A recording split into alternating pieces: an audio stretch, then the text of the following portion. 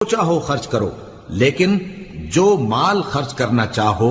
وہ درجہ بدرجہ اہل استحقاق یعنی ماں باپ کو اور قریب کے رشتہ داروں کو اور یتیموں کو اور محتاجوں کو اور مسافروں کو سب کو دو،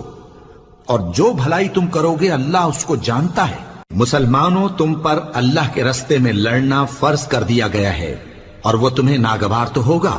مگر عجب نہیں کہ ایک چیز تم کو بری لگے اور وہ تمہارے حق میں بھلی ہو، اور عجب نہیں کہ ایک چیز تم کو بھلی لگے اور وہ تمہارے لیے مضر ہو،